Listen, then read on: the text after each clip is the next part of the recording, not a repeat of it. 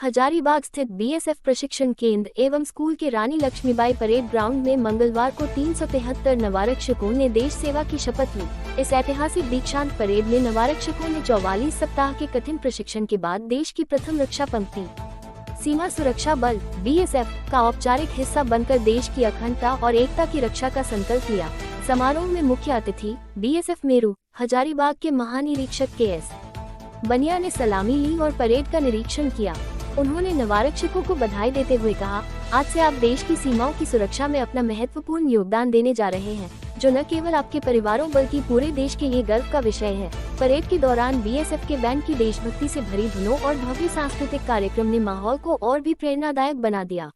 इस मौके पर हजारीबाग के कई गणमान्य लोग और नवारक्षकों के परिजन भी उपस्थित थे, जिन्होंने इस ऐतिहासिक पल का साक्षी बनने का अवसर प्राप्त किया। इन नवारक्षकों को देश के विभिन्न सीमांत क्षेत्रों जैसे जम्मू कश्मीर, पंजाब और नक्सल प्रभावित इलाकों में तैनात किया जाएगा, जहां वे विषम परिस्थितियों में देश की सुरक्षा का दायित्व निभाएंगे।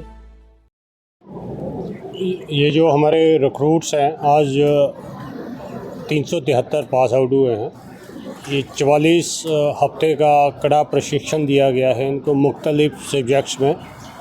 एक तो आपने देख लिया ड्रिल, जो अनुशासन का बुनियाद है उसमें होता है। वेपन्स का आपने डेमोन्स्ट्रेशन देख लिए हथियार के ऊपर।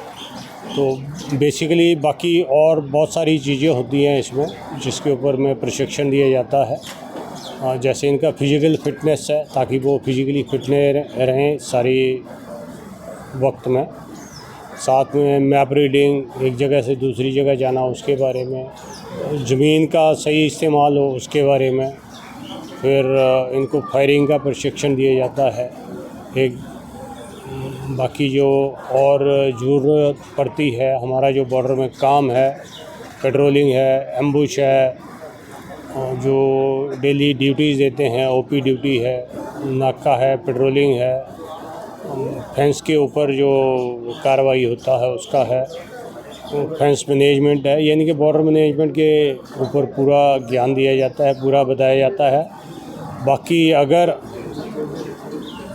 कल को लड़ाई का माहौल बनता है तो लड़ाई लड़ने के लिए तैयार रहें, पूरा दुश्मन का मुकाबला करने के लिए। और जैसे अभी देश के बीच में भी जैसे माओइस्ट है या बाकी टेररिस्ट हैं, कई अलग अलग या इंसर्जेंट्स हैं, उनके अगेंस्ट भी कार्रवाई कैसे करनी है, क्या करना है, तो उसके बारे में प्रशिक्षण दिया जाता है। इसके साथ में जैसे आइस ड्यूटी में, जैसे भी इलेक्शन आ गए, इलेक्शन उसमें क्या काम करना है, कहीं पे कहीं दंगे फसाद हो गए, उनसे कैसे निपटना है, उसके सारे चीज़ों के बारे में अलग अलग उसमें इनको प्रशिक्षण दिया जाता है पूरी तरह से। और ये अब अपना ड्यूटीज़ के लिए पूरी तरह से तैयार हैं, दुश्मन का मुकाबला करने के लिए तैयार हैं, देश के अंदर भी और देश के बाहर भी।